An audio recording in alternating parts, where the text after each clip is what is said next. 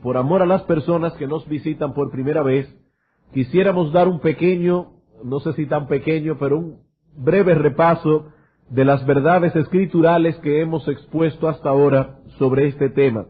En nuestro primer sermón nosotros establecimos el hecho de que el tema que pretendíamos abordar era sumamente amplio y que por lo tanto nosotros no pretendíamos de ninguna manera abarcarlo completamente en 5 o 6 sermones. Eso era imposible. Por lo tanto debíamos trazar un plan de acción, sujetarnos a ese plan, de modo que pudiésemos cubrir algunos aspectos, no todos los aspectos, pero algunos aspectos envueltos en el evangelismo. Y los aspectos que hemos cubierto hasta ahora son los siguientes. 4 cosas. En primer lugar, vimos que todo verdadero creyente debe manifestar un anhelo real y profundo por la salvación de los pecadores.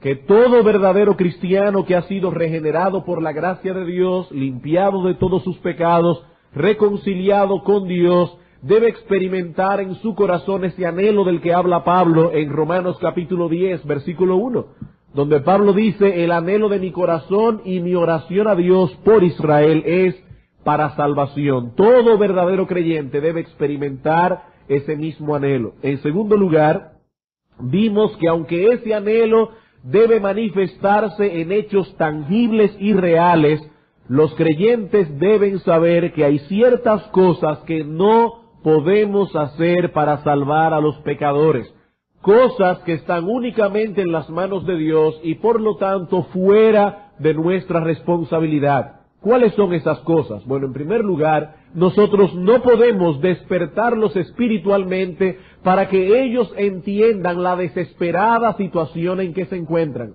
Podemos convencerlos de que no son todo lo bueno que debieran ser, que ellos no son todo lo bueno que anhelarían ser, pero no podemos hacerles comprender la desesperada condición espiritual en que se encuentran. En segundo lugar, nosotros no podemos revelar salvíficamente a Cristo en el corazón de ellos. Solo Dios el Padre puede hacer eso. Y en tercer lugar, tampoco podemos producir en ellos arrepentimiento y fe. Así que en esa tarea de traer a los pecadores al conocimiento de Cristo, hay ciertas cosas que nosotros no podemos hacer, que están fuera de nuestro alcance. Pero en tercer lugar vimos que hay ciertas cosas que sí podemos y debemos hacer por la salvación de los pecadores. Y en esa ocasión vimos 3 cosas que podríamos resumirla en 2. En primer lugar, los creyentes podemos y debemos clamar a Dios por la salvación de ellos. Y en segundo lugar, debemos procurar de una forma u otra que ellos entren en contacto con los medios que Dios ha diseñado para salvar a los pecadores. Es Dios quien salva. Esa es una prerrogativa divina que Él no comparte con nadie. Dice el profeta Isaías, en Isaías capítulo 43, versículos 10 y 12, que el salvar es una prerrogativa de Dios. Dice Él en los versículos 10 al 12, vosotros sois mis testigos, dice Jehová, y mi siervo que yo escogí, para que conozcáis y creáis y entendáis que yo mismo soy. Antes de mí no fue formado Dios, ni lo será después de mí. Yo Jehová, y fuera de mí no hay quien salve. Yo anuncié y salvé e hice oír, y no hubo entre vosotros Dios ajenos. Vosotros pues sois mis testigos, dice Jehová, de que yo soy Dios. Y hermanos, de acuerdo a este texto, lo que hace a Dios ser Dios es el hecho de que Él puede salvar. De que Él puede salvar. Esa es una prerrogativa divina. Por eso Jonás decía: la salvación es de Jehová. Y en Apocalipsis capítulo 7 encontramos que los redimidos del Cordero estaremos por la eternidad reconociendo ese mismo hecho. En Apocalipsis capítulo 7 versículo 9 al 10 dice: después de esto miré, y he aquí una gran multitud, la cual nadie podía contar, de todas naciones y tribus y pueblos y lenguas, que estaban delante del trono y en la presencia del Cordero, vestidos de ropas blancas y con palmas en las manos, y clamaban a gran voz diciendo: la salvación pertenece a nuestro Dios que está sentado en el trono y al Cordero. La salvación es de Jehová. Sin embargo, la Escritura también enseña que Dios obra a través de ciertos medios. Él es quien salva, pero Él salva a través de ciertos medios. Dice Romanos capítulo 10, versículo 17, que la fe que Dios produce en el corazón de todo hombre que Él salva, esa fe viene por el oír y el oír por la palabra de Dios. Y en 1 Corintios capítulo 1, versículo 18 dice el apóstol Pablo que a Dios le ha placido salvar a los creyentes por la locura de la predicación. Ese es el método que Dios usa y nadie se va a salvar aparte de ese método divino. Es a través de una exposición clara y comprensible a la mente humana que Dios salva al pecador. Así que al hablar de salvación, hermanos y amigos que están aquí, nosotros no estamos hablando de algún tipo de experiencia misteriosa, esotérica, mística, producida en medio de un vacío doctrinal. Una persona que ha dicho que cree, pero no puede decir ni definir exactamente qué es lo que cree. No. El Evangelio de Cristo debe ser expuesto y comprendido antes de que un pecador pueda venir a Él en arrepentimiento y fe. No estamos diciendo con esto que una persona para salvarse tiene que dar una exposición teológica profunda de lo que es el Evangelio. Hay creyentes de muchos años que no tienen la capacidad de hacer eso, pero ellos entienden el mensaje esencial de salvación, porque sin esa comprensión no puede haber fe y arrepentimiento. Yo no puedo creer en alguien a quien yo no conozco, ni puedo responder a lo que yo no sé lo que se me está demandando. No puede haber salvación en un vacío doctrinal. En la parábola del sembrador en Mateo capítulo 3, el Señor dice que la buena tierra es aquel que oye y entiende la palabra y da fruto. La mala tierra es aquel que oye la misma palabra pero no la entiende. Y como no la entiende, viene el malo y arrebata lo que fue sembrado en su corazón. Y ese evangelio, entendido en la mente del pecador, es la dinamita que Dios usa para salvarlos. Dice el apóstol Pablo en Romanos 1:16, no me avergüenzo del evangelio, porque es poder de Dios para salvación a todo aquel que cree. Así que los creyentes tenemos el deber de esforzarnos porque los pecadores se expongan a la influencia de ese evangelio revelado en las Escrituras, porque ese es el medio que Dios ha diseñado para salvarlo. Pero esto nos lleva de la mano a nuestro cuarto tema. ¿Qué es el evangelio? ¿Cuál es el contenido de ese mensaje que Dios soberanamente ha determinado usar para salvar a los pecadores? Hermanos y amigos, esta pregunta no es meramente académica. Dios nos dice en su palabra que ese evangelio es el remedio que Él lo ha provisto para salvar a los pecadores de la condenación eterna. Dios no ha prometido salvar a nadie que sinceramente crea en el error. No es la sinceridad del corazón la que salva al pecador per se. Es la fe en el objeto correcto ofrecido en el evangelio. Nadie que crea en el error se salvará, por más sincero que sea su corazón en esa creencia. En Gálatas capítulo 1, versículos 8 y 9, el apóstol Pablo nos da una severa advertencia acerca de esto. Dice Pablo, mas si aún nosotros o un ángel del cielo os anunciare otro evangelio diferente del que os hemos anunciado, sea anatema, sea maldito de Dios. Como antes hemos dicho, también ahora lo repito. Si alguno os predica diferente evangelio del que habéis recibido, sea anatema. Hermanos, un evangelio falso no llevará a nadie al cielo. Y no importa que haya sinceridad, no importa que haya sinceridad en el corazón. Nuestro Señor Jesucristo dijo a los fariseos que ellos recorrían mar y tierra para ser un prosélito, y una vez hecho lo hacían 2 veces más hijos del infierno que ellos.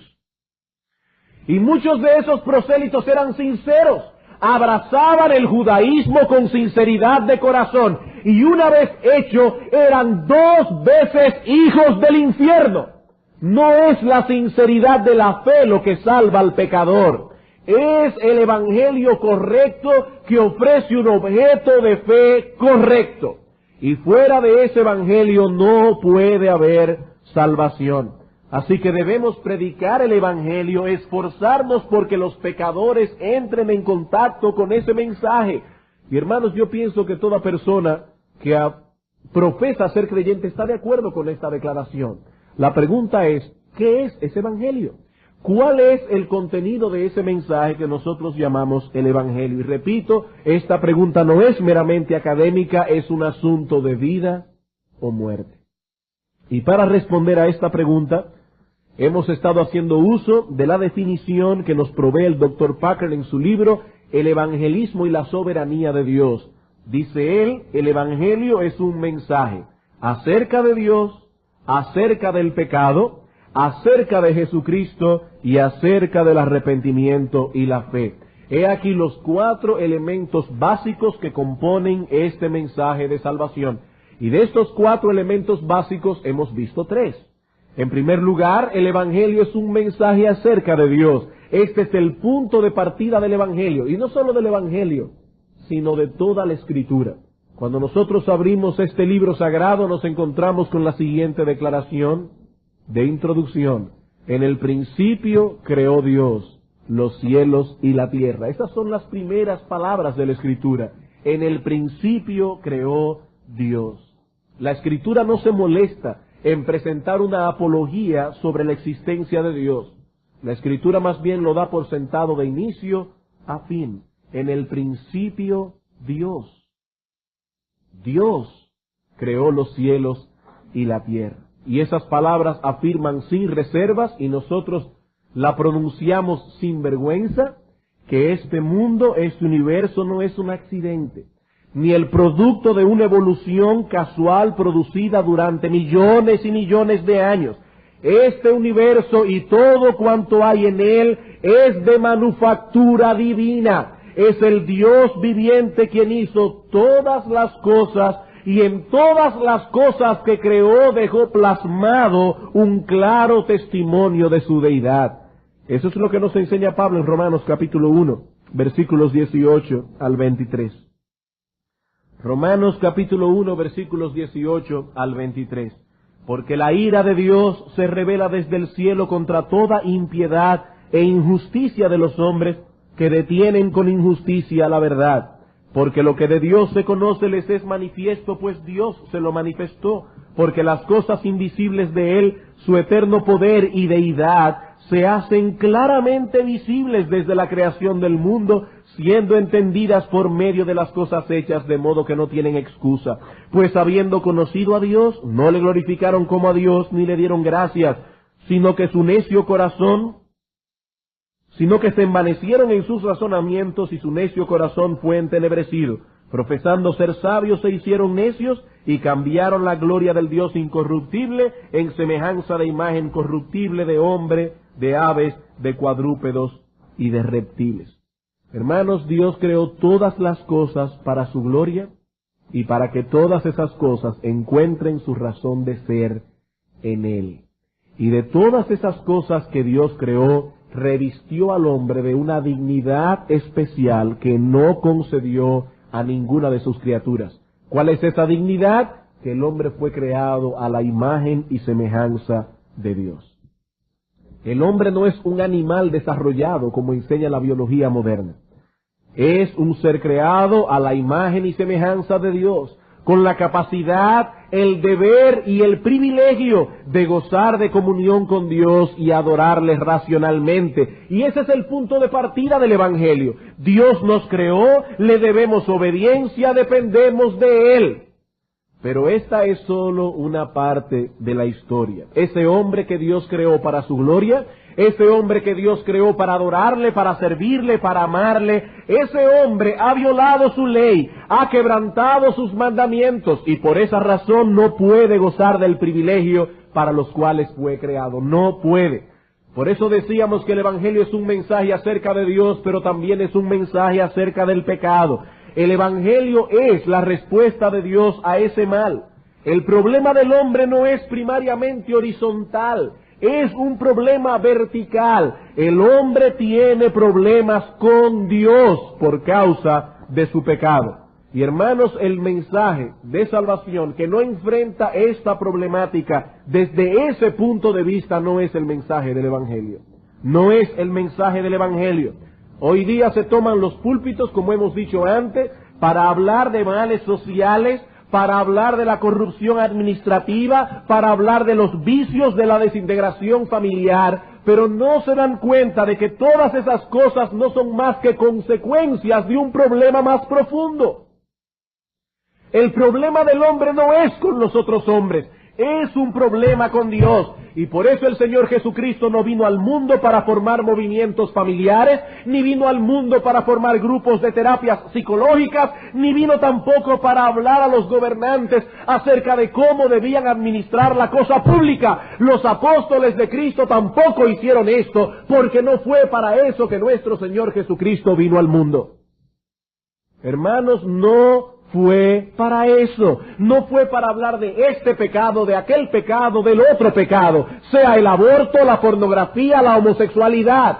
Cristo vino a salvar al hombre del pecado, de toda una vida de pecado. Y el pecado más grave de todos no es ni el alcoholismo, ni la drogadicción, ni la prostitución, ni la pornografía, ni el aborto. El pecado más grave del hombre es que vive para sí mismo. El pecado más grave del hombre es que se ha olvidado de su Creador. No vive dándole gloria a Dios. Por eso es cuando el Señor Jesucristo predicó el Evangelio en Tiro, en Sidón, en Capernaum, ¿qué decía el Señor? El castigo de ustedes será más grande que el de Sodoma y Gomorra. El castigo de ustedes será más grande que el de Sodoma y Gomorra. ¿Y cuál fue el pecado de las personas de Corazín y Betsaida? Rechazaron el Evangelio de Cristo. ¿Cuál fue el pecado de Sodoma y Gomorra? La homosexualidad, el lesbianismo.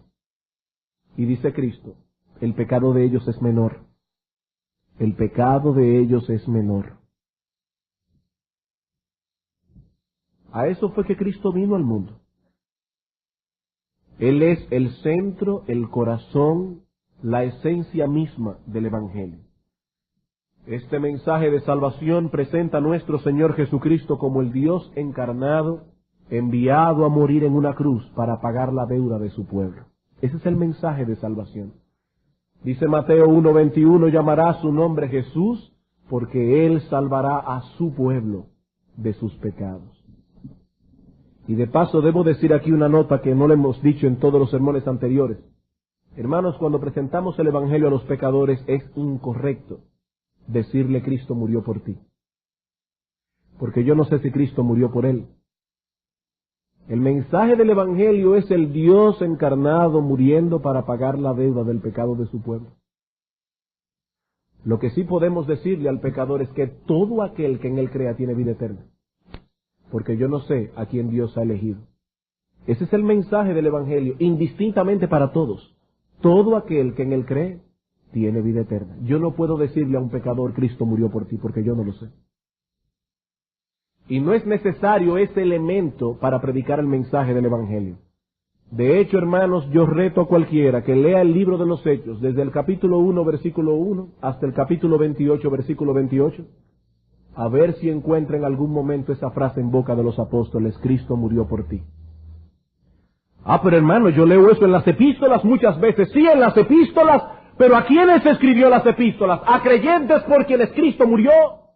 Pero vamos al libro de los Hechos y tratemos de encontrar en algún lugar que uno de los apóstoles dijera a un pecador, ven a Cristo porque Él murió por ti.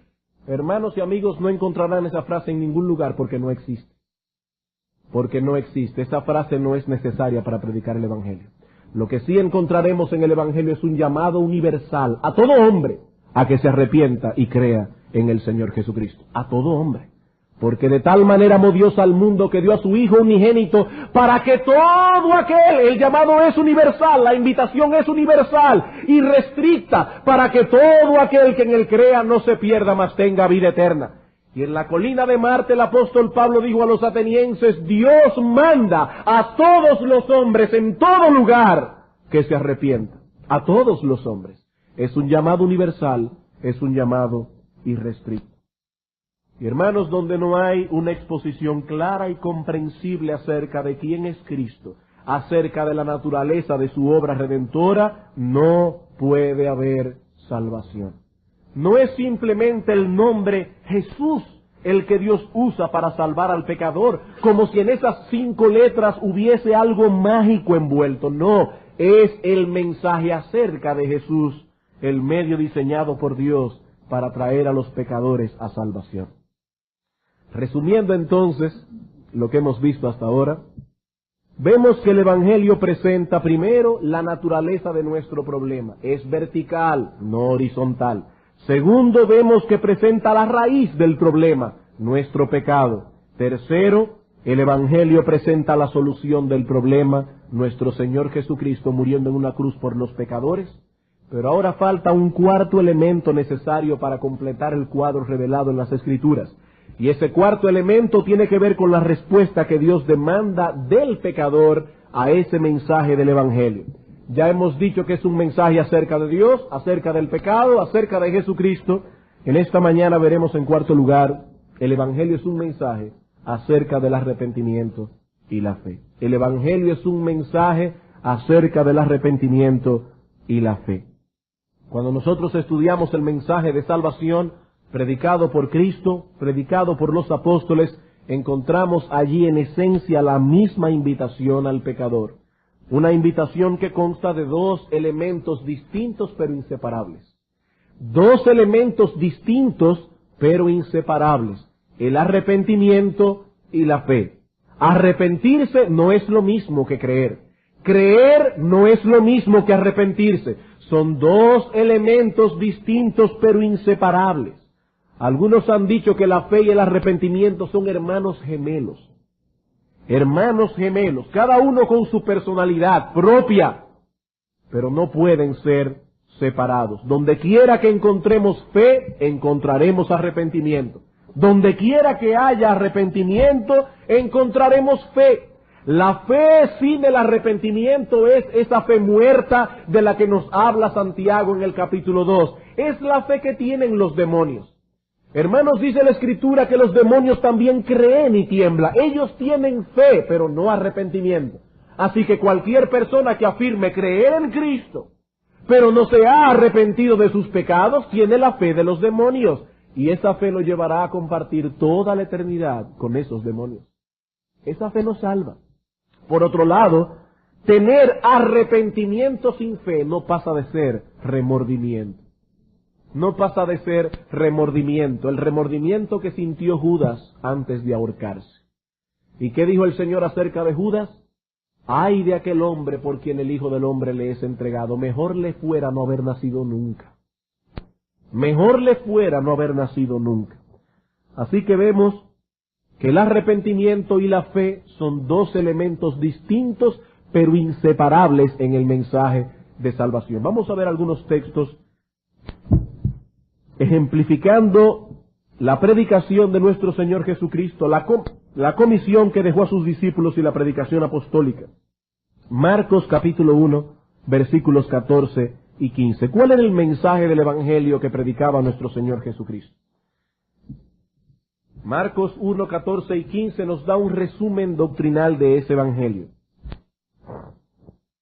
Después que Juan fue encarcelado, Jesús vino a Galilea predicando el Evangelio del reino de Dios, diciendo, el tiempo se ha cumplido y el reino de Dios se ha acercado, arrepentíos y creed en el Evangelio. En otras palabras, ya llegó el tiempo diseñado y señalado por Dios desde antes de la fundación del mundo. El reino de Dios se ha acercado a vosotros a través de mi persona, dice Cristo, pero ¿cuál es la respuesta que Dios demanda de vosotros? Arrepentíos y creed en el Evangelio. Lucas capítulo 13. Lucas capítulo 13, versículos 1 al 5. En este mismo tiempo estaban allí algunos que le contaban acerca de los galileos cuya sangre Pilato había mezclado con los sacrificios de ellos. Respondiendo Jesús les dijo, ¿pensáis que estos galileos, porque padecieron tales cosas, eran más pecadores que todos los galileos? Os digo no, antes, si no os arrepentís, todos pereceréis igualmente. ¿O aquellos 18 sobre los cuales cayó la torre en Siloé y los mató, pensáis que eran más culpables que todos los hombres que habitan en Jerusalén? Os digo no, antes, si no os arrepentís, todos pereceréis igualmente. El mismo énfasis, sin arrepentimiento no puede haber salvación. Ese era el mensaje que nuestro Señor Jesucristo predicaba, y fue el mensaje que Él encargó a sus discípulos que predicaran. Lucas capítulo 24. Lucas capítulo 24, versículos 44 al 48. Y les dijo, estas son las palabras que os hablé estando aún con vosotros, que era necesario que se cumpliese todo lo que está escrito de mí en la ley de Moisés, en los profetas y en los salmos. Entonces les abrió el entendimiento para que comprendiesen las Escrituras, y les dijo, así está escrito, y así fue necesario, que el Cristo padeciese y resucitase de los muertos al tercer día. El Señor está diciendo aquí a sus apóstoles, este evangelio está en perfecta consonancia con todo lo que Dios ha revelado en el Antiguo Testamento. El Cristo debía padecer. Este asunto no tomó a Dios por sorpresa, era parte del plan. El Señor nos dice aquí que era necesario. Sin la muerte del Hijo de Dios no podía haber salvación para los pecadores. Cristo debía morir y resucitar al tercer día. Cristo dice, eso era necesario. Pero noten que hay algo más que era también necesario. Versículo 47. Y debemos suplir. Y era necesario también que se predicase en su nombre el arrepentimiento y el perdón de pecados en todas las naciones, comenzando desde Jerusalén, y vosotros sois testigos de estas cosas. Así como la salvación de los pecadores sería llevado a cabo por medio de la obra redentora de Cristo, por medio de su muerte, por medio de su resurrección, esa salvación sería aplicada en el contexto de la predicación del arrepentimiento y del perdón de pecados. En el contexto de la proclamación de esas verdades, hermanos, debemos proclamar al hombre arrepentimiento y perdón de pecados en el nombre de Cristo. El hombre necesita reconciliarse con Dios, ser perdonado por Dios, pero ese perdón está conectado, vinculado estrechamente con el arrepentimiento. Y decir, como algunos dicen hoy, que un hombre puede encontrar la paz con Dios sin arrepentirse de sus pecados es un engaño. Ese es otro evangelio. Es otro evangelio. Este mensaje no está garantizado por las Escrituras. Y es triste escuchar el testimonio de muchas personas cuando nos hablan del supuesto encuentro que han tenido con Dios. Nos hablan de cómo Dios les resolvió tal o cual problema y de la felicidad que han experimentado desde que tuvieron ese encuentro con Jesús. He tenido un encuentro con Jesús, pero en su testimonio no se habla nada acerca del pecado, no se habla nada acerca del perdón de Dios, no se habla nada acerca del arrepentimiento. Simplemente se habla de paz, de gozo y de felicidad. Pero hermanos y amigos, esa paz, ese gozo y esa felicidad no pueden ser experimentados aparte del perdón divino. El pecador necesita reconciliarse con Dios, no tener un encuentro místico y esotérico con Jesús. El evangelio que Cristo mandó a sus discípulos a predicar tiene una invitación: venid al arrepentimiento para que vuestros pecados sean perdonados. Y entonces podemos ir a Romanos 5:1 que dice, justificados pues ya por la fe, tenemos paz para con Dios. Pero no podemos hablar de paz con Dios, no podemos hablar de gozo, no podemos hablar de felicidad hasta que no hablamos de arrepentimiento y de perdón de pecados. Amigo, el evangelio que Cristo nos mandó a predicar tiene una bendición central. Tiene muchas bendiciones periféricas, pero tiene una bendición central: el perdón de los pecados. Ese es el tema del evangelio. Cristo vino a hacer posible el perdón de los pecados. Y esa bendición solo puede ser obtenida en el contexto del arrepentimiento. Cualquier otra bendición central que se coloque en un mensaje de salvación que evada la responsabilidad del arrepentimiento ya no es el evangelio que Cristo predicó, ya no es el evangelio que Él mandó a su iglesia a predicar. Solo hay que oír a esos televangelistas hablando del evangelio de la prosperidad. Venid a Cristo, todos vuestros problemas serán resueltos. Tu familia se arreglará, hasta tu negocio prosperará. Hagan negocio con Jesús. Hermanos, ¿dónde dice eso la Escritura? ¿Dónde dice eso la Escritura? Ese es otro evangelio. Ese es otro evangelio y está bajo la maldición de Gálatas 1:6 al 10. Está bajo la maldición del mismo evangelio. Ese no fue el evangelio que Cristo predicó. Cristo dijo más bien, venid a mí y sepan que yo no vine a traer paz al mundo. Yo he venido a traer espada. He venido a poner al hijo contra su padre, a la hija contra su madre, a la nuera contra su suegra, y los enemigos del hombre serán los de su propia casa. Ese es el mensaje de Cristo. Ese es el mensaje de Cristo, no el evangelio de la prosperidad. No, probablemente sufrirás muchas pérdidas por causa de Cristo.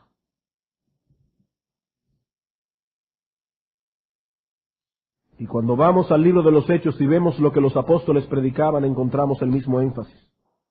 Hechos capítulo 2. El sermón que predicó el apóstol Pedro en el día de Pentecostés. Ustedes conocen el sermón, lo citábamos el domingo pasado. Pedro nos habla de la obra redentora de Cristo, de su vida ejemplar, de sus milagros, de su muerte en la cruz, de su resurrección. Y ahora en el versículo 36 dice, sepa pues ciertísimamente toda la casa de Israel, que a este Jesús a quien vosotros crucificasteis, Dios le ha hecho Señor y Cristo. Al oír esto se compungieron de corazón y dijeron a Pedro y a los otros apóstoles, varones hermanos, ¿qué haremos? Pedro les dijo, arrepentíos y bautícese cada uno de vosotros en el nombre de Jesucristo. ¿Para qué? Para perdón de los pecados. Y recibiréis el don del Espíritu Santo. Pedro no está diciendo aquí que el bautismo era necesario para la salvación. Pedro está diciendo arrepentíos. Y una muestra, una manifestación visible de ese arrepentimiento es el bautismo para perdón de pecados. ¿Cuál es la bendición? El perdón de pecados. ¿Cuál es el contexto? El arrepentimiento. Hechos capítulo 3, versículo 19. Así que arrepentíos y convertíos, ¿para qué? Para que sean borrados vuestros pecados. Hechos capítulo 10, versículo 42 al 43, el apóstol Pedro en la casa de Cornelio. Y nos mandó que predicásemos al pueblo y testificásemos que Él es el que Dios ha puesto por juez de vivos y muertos. De este dan testimonios todos los profetas, que todos los que en Él creyeren recibirán perdón de pecados por su nombre. Hechos capítulo 13, ahora vemos a Pablo predicando el Evangelio en Antioquía. Hechos capítulo 13, versículos 38 al 39. Sabed pues esto, varones hermanos, que por medio de Él se os anuncia perdón de pecados, y que de todo aquello de que por la ley de Moisés no pudisteis ser justificados, en Él es justificado todo aquel que cree. Fe y arrepentimiento, ¿para qué? Para obtener el perdón de los pecados. Hechos capítulo 16, versículo 31. Cuando el carcelero de Filipos pregunta a Pablo y a Silas, señores, ¿qué debo hacer para ser salvo? ¿Cuál es el mensaje del Evangelio? Ellos dijeron, cree en el Señor Jesucristo y serás salvo tú y tu casa. Hechos capítulo 20, versículo 21. El apóstol Pablo, una vez más, resumiendo el mensaje del Evangelio que predicó a los Efesios. Vamos a leer desde el versículo 20 para tomar la idea. Y como nada que fuese útil he rehuido de anunciaros y enseñaros públicamente y por las casas, testificando a judíos y a gentiles acerca del arrepentimiento para con Dios y de la fe en nuestro Señor Jesucristo. Fe y arrepentimiento. ¿Cuál es la bendición ofrecida? El perdón de los pecados. ¿Qué aprendemos de todo esto, hermanos? En primer lugar, la absoluta necesidad del arrepentimiento y la fe para salvación. Y en segundo lugar, la absoluta, y voy a usar una palabra que yo no estoy seguro de que esté en el diccionario, pero la absoluta inseparabilidad de la fe y el arrepentimiento. la absoluta necesidad de la fe y el arrepentimiento para salvación, la absoluta inseparabilidad de la fe y el arrepentimiento. Son dos gracias distintas, pero inseparables. La enseñanza bíblica no es una o la otra, es una y la otra. ¿Qué dice el Señor Jesucristo? Si no creéis, seréis condenados. Si no os arrepentís, pereceréis. Si no creéis, condenación. Si no os arrepentís, condenación. No es una o la otra, es una y la otra. Dice el Dr. Berkhoff en su teología sistemática, el verdadero arrepentimiento no existe sino en conjunción con la fe. Mientras que por otra parte, donde quiera que haya verdadera fe, hay también verdadero arrepentimiento. Ambos no pueden ser separados, son simplemente partes complementarias del mismo proceso. Y a los que están leyendo el libro del pastor MacArthur acerca del Evangelio según Jesucristo, él hace una exposición bastante concluyente en cuanto a este asunto.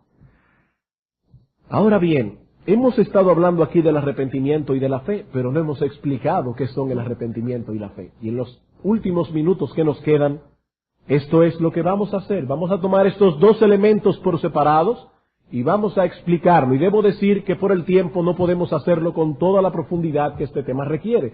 Lo vamos a hacer más bien brevemente. ¿Qué es el arrepentimiento? ¿Qué es la fe salvadora? Una de las mejores definiciones teológicas que podemos encontrar del arrepentimiento es la que nos provee el Catecismo Menor de Westminster en su pregunta 87. ¿Qué es el arrepentimiento para vida? Y debo recordar que este catecismo se usaba en la época de los puritanos para enseñar a los niños. Así que si usted tomaba a un niño en aquella época y le preguntaba ¿qué es el arrepentimiento para vida?, escuche lo que ese niño respondería.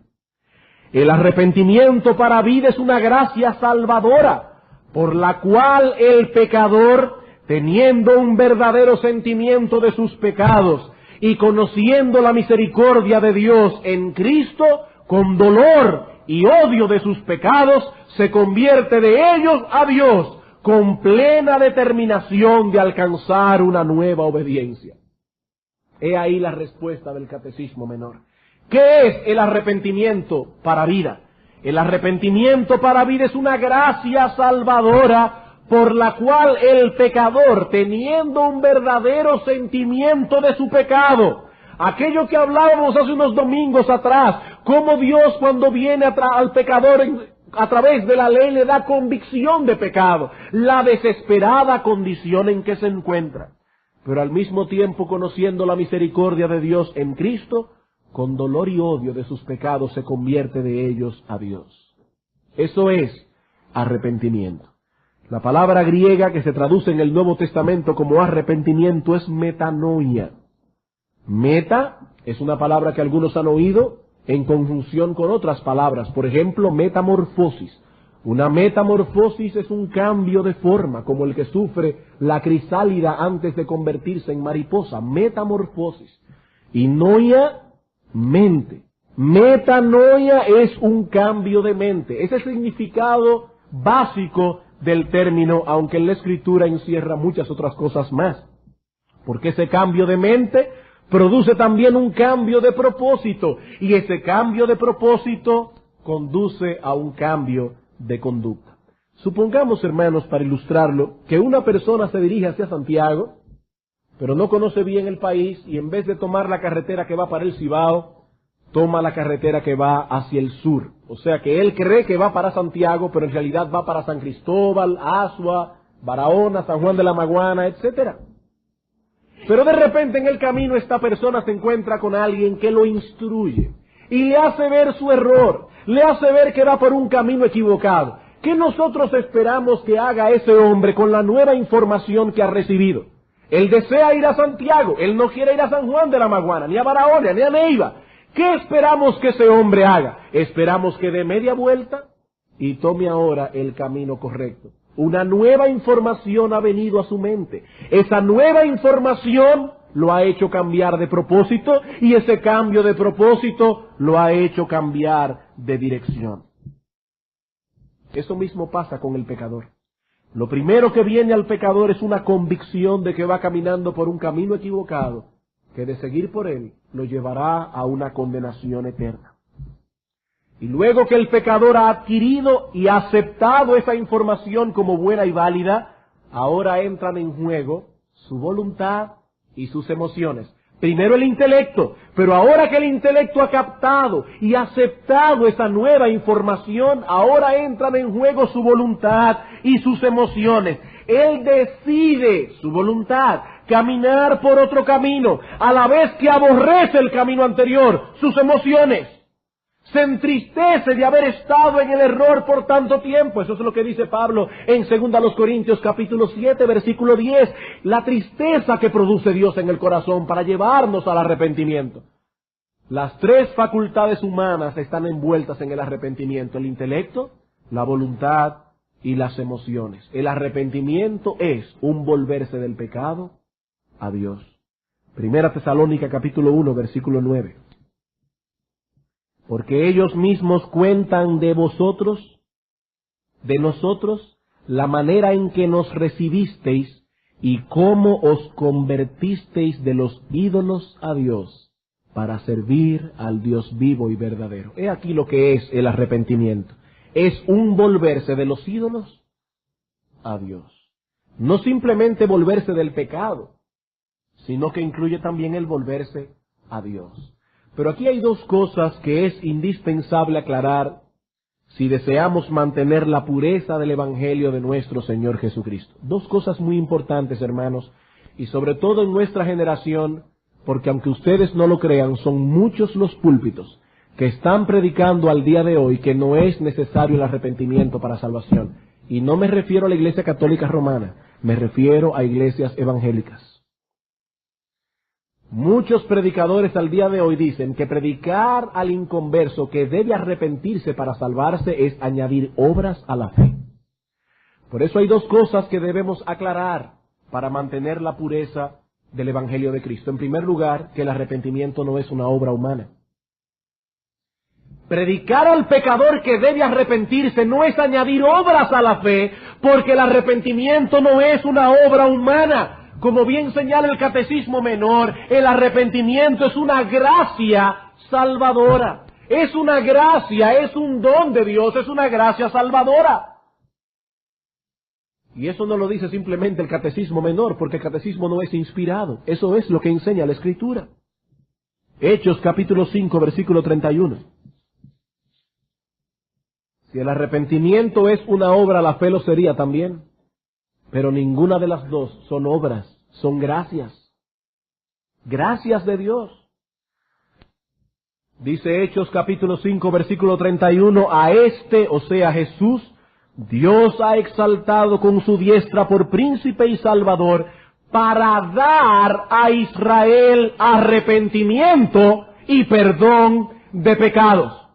Vemos dos cosas aquí. Una vez más, el arrepentimiento conectado con el perdón de pecados. No hay perdón de pecados sin arrepentimiento. Pero el arrepentimiento no es una capacidad natural del hombre. Es una gracia que Cristo da. Él la compró en la cruz del Calvario. Es una gracia salvadora. Hechos capítulo 11, versículo 18. Entonces, oídas estas cosas, callaron y glorificaron a Dios, diciendo, de manera que también a los gentiles ha dado Dios arrepentimiento para vida. Dios ha dado arrepentimiento para vida. Segunda Timoteo capítulo 2.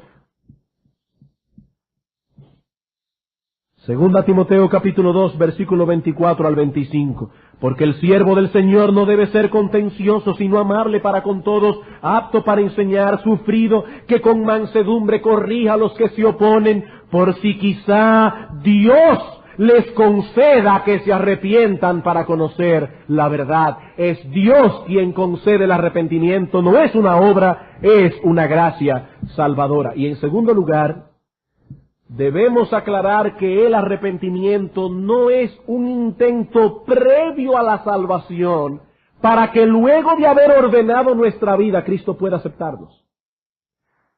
Porque algunas personas cuando se les predica el Evangelio dicen, déjame arreglar mi vida primero y entonces voy a ir a Cristo. Amigo, Si el pecador pudiese ordenar su vida sin Cristo, ya no necesita a Cristo. Ya no necesita a Cristo. Cristo vino a salvar a su pueblo de sus pecados, porque su pueblo no podía salvarse por sí mismo. Aquí no estamos hablando de un intento previo a la salvación, para que luego de haber ordenado tu vida vengas a Cristo. No, no es de eso lo que estamos hablando. Estamos hablando más bien de una persona que reconoce su pecaminosidad y al mismo tiempo su incapacidad de escapar de semejante condición. Estamos hablando de una persona que, habiendo comprendido la maldad de su pecado y las terribles consecuencias que este pecado la acarrea ahora y en la eternidad, acude a Cristo con la disposición de obedecerle a Él. Eso es arrepentimiento. Solo Cristo puede ordenar tu vida. Solo Cristo puede librarte de la esclavitud del pecado, porque Él es un gran Salvador y Él vino a salvar a su pueblo de sus pecados. Amigo, tú no puedes salvarte a ti mismo. No puedes pretender ordenar tu vida primero para luego venir a Cristo, porque eso no funciona. Solo Cristo puede hacerlo. Dice Martin Lloyd-Jones, arrepentimiento significa que uno se da cuenta de que es culpable, un vil pecador en la presencia de Dios, que merece la ira y el castigo de Dios, que se dirige hacia el infierno. Significa empezar a darse cuenta de que eso que se llama pecado está en uno, que uno anhela verse libre de él y le da la espalda en todas sus formas. Uno renuncia al mundo cualquiera que sea el costo, el mundo en su mentalidad y perspectiva, tanto como en la práctica. Se niega a sí mismo, toma su cruz y sigue a Cristo. Y Martin Lloyd-Jones añade una nota aquí que, aunque no tiene que ver con la definición en sí del arrepentimiento, es muy pertinente darla. Tus más allegados e íntimos y el mundo entero pueden considerarte un necio o decir que estás padeciendo de manía religiosa, pero eso no importa. Eso es arrepentimiento. Eso es arrepentimiento. ¿Y qué podemos decir en cuanto a la fe salvadora? ¿Qué podemos decir en cuanto a la fe salvadora? La respuesta que Dios demanda del pecador no es únicamente arrepentimiento, sino también fe. Y esa fe es otra gracia divina, pero distinta al arrepentimiento. Noten, y voy a usar una ilustración que leí en estos días, un poco desagradable, pero muy ilustrativa. Si comparamos la fe y el arrepentimiento con la digestión, podemos decir que el arrepentimiento es la gracia que nos capacita para vomitar el pecado. La fe es la gracia que nos capacita para comernos a Cristo. He ahí la diferencia que podemos decir entre una cosa y otra. Arrepentirse es la acción de vomitar el pecado. Creer es la acción de comerse a Cristo. Y ambas cosas son necesarias para la salvación. La fe es la gracia que nos capacita para abrazar a Cristo tal cual Él es ofrecido en el Evangelio. Y la fe no es una obra humana. Nadie tiene la capacidad natural de creer. Lo que la Escritura más bien enseña es que todos nosotros somos incrédulos por naturaleza, hijos de ira por naturaleza, dice Pablo en Efesios capítulo 2. Pero Dios tiene el poder para vencer esa dureza del corazón del hombre y capacitarlo de ese modo para venir a Cristo. Vamos a ver algunos textos. Hechos capítulo 18. Nadie tiene la capacidad natural de creer en Cristo. Hechos capítulo 18, versículo 27. Y queriendo él pasar a Acaya, los hermanos le animaron y escribieron a los discípulos que le recibiesen, y llegado él allá fue de gran provecho a los que por la gracia habían creído. A los que por la gracia de Dios habían creído. Filipenses capítulo 1, versículo 29. Porque a vosotros os es concedido a causa de Cristo, no solo que creáis en Él, sino también que padezcáis por Él. A nosotros se nos ha concedido por gracia que pudiésemos creer y padecer por Cristo. Y un texto que no vale la pena ni siquiera buscarlo porque se supone que lo conocen de memoria, Efesios capítulo 2, versículo 8 y 9. Por gracia sois salvos por medio de la fe, y esto no de vosotros. Esto no de vosotros, es un don de Dios, no por obras, para que nadie se gloríe. Y en esta generación que nos ha tocado vivir, permeada por un terrible humanismo, donde se nos predica que el hombre tiene capacidades casi ilimitadas, como si las capacidades humanas prácticamente no tuviesen límites, este mensaje no es muy popular. Este mensaje no es muy popular porque humilla al hombre y exalta a Dios. Lo que este mensaje dice en pocas palabras es: Jehová es quien salva. Jehová es quien salva de principio a fin. El arrepentimiento es una gracia que Dios concede. La fe es una gracia que Dios concede. ¿Y qué hace esa gracia en el pecador? Que lo capacita para recibir a Cristo tal cual Él es ofrecido en el Evangelio, descansando únicamente en Él para salvación. La fe en Cristo es totalmente exclusiva, es totalmente inclusiva. Totalmente exclusiva porque es una fe que descansa en Cristo y solo en Cristo. No en Cristo y mis buenas obras, no en Cristo y mi religión, no en Cristo y mi decencia, en Cristo y solo en Cristo. Es la fe sola la que salva al pecador. Una fe totalmente exclusiva. Cristo sin nada más. Pero una fe totalmente inclusiva porque incluye todo lo que el Evangelio revela acerca de Cristo.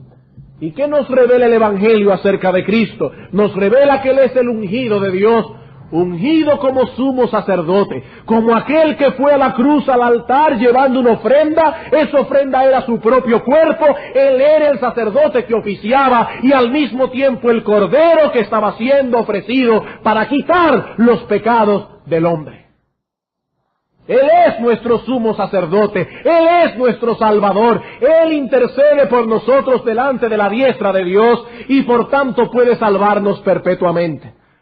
Pero amigo, eso no es todo lo que el Evangelio revela acerca de Cristo. El Evangelio también nos revela que Él es nuestro profeta, aquel que nos dice lo que debemos hacer. Creer en Cristo incluye quitar de nuestra mente todos nuestros criterios personales para aceptar únicamente los criterios de nuestro profeta, quien es nuestro Señor Jesucristo. Y eso no es todo. El Evangelio también nos dice que Jesucristo es Rey de Reyes y Señor de Señores, y por lo tanto creer en Cristo implica poner nuestro corazón y nuestra voluntad a los pies de su trono para que Él nos gobierne. Fuera de eso, no hay fe verdadera en Cristo. La gracia de Dios nos capacita para abrazar únicamente a Cristo y a Cristo entero.